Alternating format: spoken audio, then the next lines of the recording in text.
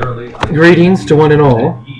In the news, there has been a reported outbreak in a cow of the Madcow disease, but it was read as a reactionary statement by the news media. So I'm here to say that I have stumbled across the article that gives documentation as to the cause and treatments of Madcow disease. Until something further is discovered, it's all we have. Once again, Madcow disease is a chemical cover-up because, you know what, we can repeat the experiment. We can drench the cow their whole life for the first 4 years in the normal levels of the normally high levels of organophosphate pesticide to control the warble fly population in Great Britain, where the incidence is higher. And we can upset their mineral balance, especially with or maybe just the ingredients, manganese and copper, by feeding them too much of that in their salt lick, and feeding them soybeans, which have been genetically modified and now contain more organophosphate pesticides, and other things that Monsanto has tampered with outside of nature. So in the article that I'm referring to, because the prion is not an infectious agent found outside of anyone's biology. We all have prions, remember. They protect us from ultraviolet radiation. They protect us from oxidation stress, and are a free radical scavenger. They may become damaged and propagate and multiply. But they're not normally excreted from our bodies, or else we would have none of them left, because we don't normally produce more of them. It's what came first, the chicken or the egg. All the prions that are in the chickens, or from flea or tick powder or anti-mite powder, has the organophosphates, which is so dangerous. So when we put that on the chickens, then it can get into the chickens and get into their egg, which might be the concentrated source of prions, because all the prions that are going to be in that chicken for their whole life is in that little egg, that package right there, a concentrated source of it. So you're eating all the prions that would be in a chicken when you eat a contaminated egg that have been, where the chicken had been adulterated with mite powder, flea or tick powder, or organophosphates, or fed too much manganese or copper, or too much herbs or plants containing too much of those manganese. Like maybe if you use too many herbal supplies, the balance of manganese and copper might be too high. In deer, they get it during famine. The deer can come down with scabies when they eat too much pine needles or sagebrush, because there's no grass on the ground because the famine had gone on too long. And that's how they get it in nature. Not that there's prions in pine needles, but the manganese enter the deer, the high levels of manganese or copper, or any other upsetted balance, and damage the prion. It has a chain then on the prion that can only, so far, be dissolved each day that you use it with DMSO. Now, this you can get from a supplier, meaning your veterinarian can use it on animals. They can use it as an analgesic rub. Many people use it to relieve the stress of arthritis and pain.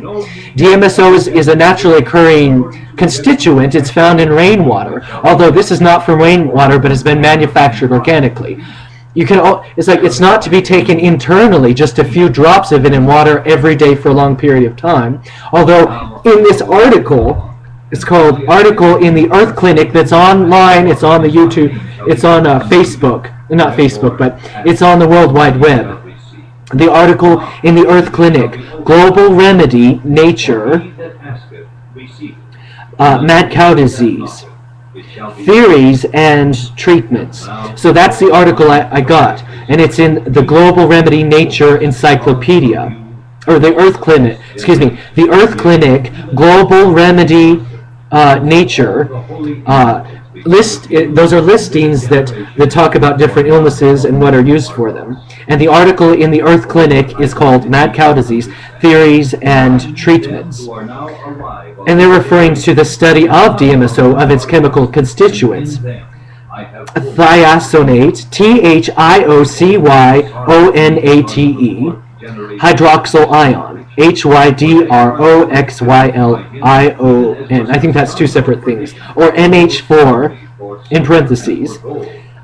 unparentheses, is 2S04 or 2SO4, and 1M KSCN, and 0.3 M NaOH is more efficacious. It's called potassium thiocyonate. POTASSIUN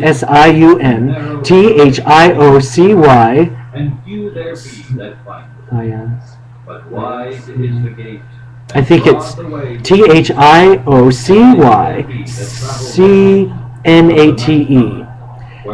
and it's thiocyginate or onate. I don't know if that's an O or a C. Anyway, LDSO is 800 mg per kilo. Is that kilogram? Anyway, so you'll have to go over that. Don't use my references to it, but go into the article. It's there in the Earth Clinic. It talks about the study of these as these constituents, or whether or not those constituents are in this bottle. I cannot say. But the article says that a few drops of this is all it takes, that you have to use it every day to neutralize a prion when in those studies that it's referring to. So the doctors will have to look at those studies and disprove them before they can say that this is wrong, when beyond a reasonable doubt. DMSO, it has kind of like, if you take it for over a long period of time, you can get the taste of it in your mouth, and also you'll start to smell like it. It has a garlicky taste. It's kind of an organic, sulfury, but it's not unpleasant. It's like eating a lot of bell peppers, I think, to me. It's very concentrated. So only a few drops each day. And it's like, if it was me, and it is, I would be taking this twice a day. A few drops in 5 ounces of water to dilute it. It's like, it has a disclaimer on it. It says, avoid prolonged contact with the skin, contact with eyes or breathing vapors of heated DMSO or DMSO aerosol mist. Avoid contact with DMSO solutions containing toxic materials or materials whose toxicological properties are not known, since DMSO may penetrate the skin and under certain conditions and may carry such materials into the body. Because it is an organic solvent, so it can enter through the skin. But if people have been using it for time immemorial as an analgesic rub, and it's been absorbing into their system, then the same equivalency should have the same effect on a person who takes it internally, or a dissimilar effect. Notice, the manufacturer and supplier make no warranties of any kind, expressed or implied, concerning this product, its use, or fitness for any purpose. The user assumes all risk of use of handling, whether or not in accordance with any directions or suggestions of the manufacturer or supplier, and the manufacturer and or supplier will not be liable in any way for any damage or injury resulting from the product or its use. Packaged in Lexington, SC. Net contents 1 pint, 473 milliliters. DMSO, dimethyl sulfoxide, 99.85%. For use as a solvent only. Caution, combustible liquid, not for drug use. DMSO freezes at 65% Fahrenheit. 65 degrees Fahrenheit. Bring to room temperature or place in container in warm water to thaw. So there it is. This is from your animal feed store, your veterinarian, Walmart maybe. A pharmacy can order it. You can get it online through the mail. You can also get it from a health food store. My old supply is from a health food store, except notice that the cap is there's no safety seal on it. This is the way I bought it, with no safety seal. You don't know who has opened it or put anything in it, but you might know if it's been adulterated. You still might know if it's a DMSO solution, if you had to have the neutralizing effect of it for that day. You might know because it would have tasted like a strong garlic alcohol cocktail. This is also can be construed to be paraphernalia, as in manufacturing drugs. although it's not a drug itself, but it might be used to manufacture drugs. So you have to sign for it, your name and show photo ID when you buy it. Like they're doing with ephedra and ma huang, although ma huang is taken off the market, or anything like a sinus remedy. And so there it is. Everyone go read that article in the Earth Clinic, Global Remedy, read the article in the on the World Wide Web, listed under Earth Clinic, 2 words, Global Remedy, Nature, and type up under that that web page, Madcow Disease Theories and Treatments, and then you'll get the reference to DMSO. In fact, all I did was type up DMSO treatment of Madcow disease, and that's what it brought me to. Doctors in the United States have not heard this, so they cannot confirm nor can they deny the substantiation that this article is making. Remember that you can get mad cow disease from eating the tainted beef. They say that eating tainted deer meat who have the disease will not give it to you, but I don't see how that could be true. They've lied to us saying that there's a vaccine. This is the only thing that will neutralize the branch chain that has been linked onto the prions. And it can remove amyloid plaque, according to the article, although that's not been substantiated by the FDA. The DMSO can remove amyloid plaque that is caused caused by the prion damage in the brain. No pharmaceutical medication has been known to block the prion from being uptaked by the cell or neutralizing it to this date. There might be something in nature. Maybe it's a herb, or maybe it's an apple, a special kind of apple that has high concentrations of this in it that is more absorbable than a synthetic manufacturer, which this is a synthetic manufacturer. Because anytime you can find a natural source of it, a safe natural edible food source that has been found to be sold in the mass market. Not like a crab apple that might be dangerous. It's like there must be something else in nature that has a better form of this that we can discover. Pharmaceutical companies will not spend time or money looking into that for us. So it's been reported just on the news that in England, and today is the 24th of April 2012, and it was on the local news channel over digital broadcast, local high definition over the air digital broadcast, that in England, what did they say, almost 100,000 people have died of mad cow disease. When it first started in about 1993, there's no test for it. So if you think that you have it, they can't say that you cannot. The government cannot deny you a disability claim for it because there's no test to unsubstantiate it. So they have to give you that money if you have any of the symptoms that those people in England began experiencing. That's keeping them from getting to work. I myself have a case of the dropsy upon standing in the morning, a red flushed face at times, and a red flushed hands. It started as a gastrointestinal disorder where I can't digest lactose or milk or wheat gluten. And then it moved to my vocal cords so that I have a raspy voice. Then it moved to my ocular so that I'm photosensitive. Then I began losing memory and muscle memory. I became under a category starting to atrophy.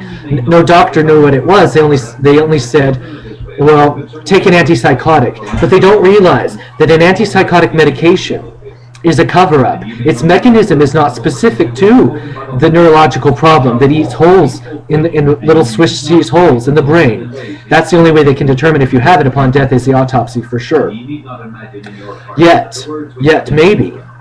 It's like, that's a cover-up. Maybe they think it could put you back into balance, but that's not the primary mechanism of acting of these antipsychotic drugs.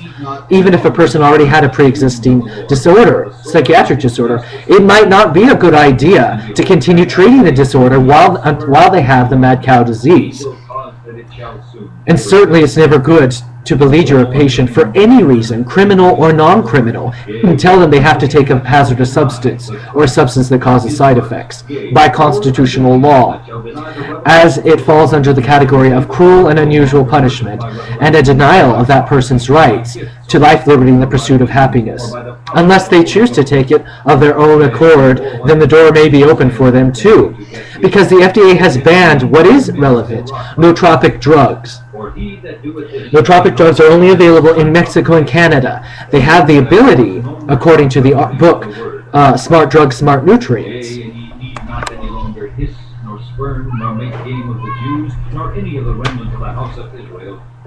Nootropic drugs have the ability, according to this book, to protect the mind against electricity, too much radiation.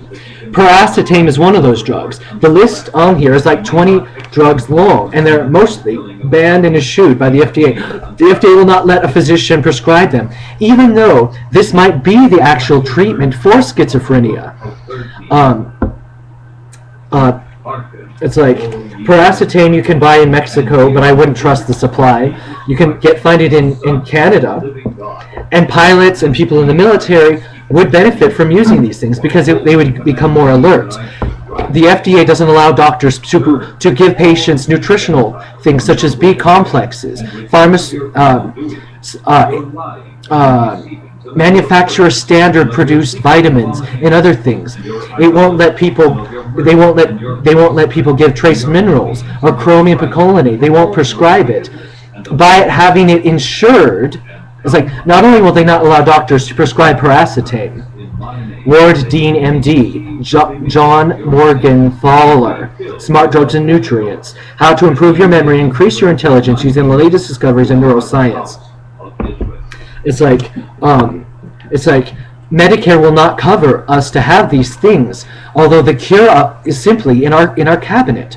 Will not pay for. It's like will not allow the widow who can't afford those things to ward off her Alzheimer's. You know, the phosphatidylcholine, the choline and inositol, like Dirk Pearson and Sandy Shaw, the natural B complex. It's like when I went to the hospital and was given what they said was a B12 injection, it's like I woke up the next day with almost like autistic-like symptoms after the nurse practitioner had given me that shot. It's like I didn't feel that she had given me something. I felt like some kind of a flower like belladonna was given to me, something detrimental. Although what I was really craving at that moment, experiencing that poisonous feeling, was I feel like I need lily of the valley. But the FDA has also blocked lily of the valley and its beneficial constituents and the variety of it from ever reaching the market. I'm going to get off, but I believe that even if this ended up causing damage over the long run, or any injury, if a person had Madcow disease and only would then therefore have 2 to 4 years to live at best, that it is their right to take this. I found out that there is no state presently located that allows for euthanasia, for a doctor-assisted euthanasia wherein their suffering becomes too painful and where they're wasting away and where their memory is becoming slanderous. Only in some, not in Nevada, they won't allow any suicide, doctor-assisted suicide, or medically assisted suicide. Only in certain states of the United States, and it's okay there. But over there, they don't allow for the medical claim of too much pain and suffering of any physical illness, whether a cancer or anything else, to enter into the law legally as the reason for the assisted suicide. It's like I don't know where our country is headed to, where they think that over-legislating a moral principle is constitutional law. And so I'm going to get off. It's like because I fear for patients who have no access to DMSO, or where in their state it might be banned or not allowed to be sold. It's because they have no way out of their pain and suffering, and they waste away.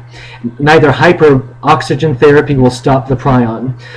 Every living thing has prions, and on the news for them to go on and say, "Oh, you only get prions by eating meat," and the cattle got it because they were fed sick sheep who had they give Madcow disease a secondary name, scabies or BSAF, the human equivalency.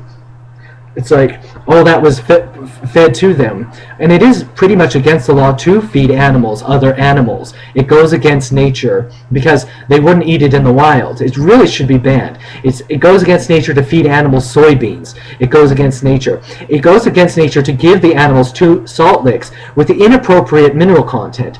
The mineral content that only may be fed to animals is the mineral content of glacial runoff, which the Hunzas, the Tibetan Himalayas, and the Titicacans get, which they water in their crops, and then they live to be 100 with no arthritis, heart disease, or cancer, although it's depleted from our soils, and they don't get diabetes because they're getting bioavailable form of those minerals from the glacial runoff, which is then in their plant supply. It has to get into the minerals have to get into the plant supply to be absorbable. And so that's all I have to say for now. It's like that's the cause of the mad cow disease. It's the prion. Monsanto and other lobbyists have blocked it in Congress and before the president and before the Supreme Court, and has blocked this information from the Senate and has blocked this information from each state legislature. The actual origin of the prion is just something that occurs to everyone at birth. And in animals, whether the molecule may be dissimilar in animals and humans, I'm sure. But maybe that's why I have the red face flushing, is because the prion had left this part of my face to try to protect other parts of my body, the healthy, undamaged prion. They say that in animals it has a 4-year incubation period. It's like, but it wasn't the feed that gave it to the animal. It was too much organophosphates, too much manganese and copper, and maybe some other things. There might be other causalities that can damage a prion. We won't know until, in a laboratory, we test the animal by giving them these heavy pesticide exposures and feeding them the wrong mineral imbalance, but keeping them in a healthy, secured environment, and watch them develop the psychological symptoms. It's manganese miner's illness. Too much manganese exposure or other mineral exposure in a mine at the turn of the 20th century caused a wasting away of miners in a mining clinic. Who had to go to clinic, of psychological symptoms that wore them away and ended terminally, because they didn't know about DMSO back then to give to these miners. And so for all this time, this problem has been covered up and not cross-correlated by the federal FDA, the Food and Drug Administration, by the farming bureaus, it's like by Monsanto and other lobbyists who would block the knowledge of this. And that's the causality of the disease when using free speech. It's like when we're using free speech rights, it would end in the end of too much organophosphates being used on our agricultural products, which might even be unnecessary. And any problem that the orbital fly caused obviously was nothing in comparison to the problem that mad cow disease caused. Whereas the orbital fly disease might be treatable, I don't even know that there is a disease, but while that problem might be treatable, mad cow disease pretty much isn't. I hope other nations of the world get wind of this so that they can change their farming practices. It's like so that they can give some pointers to our farmers now in the United States who are now encountering the same issue.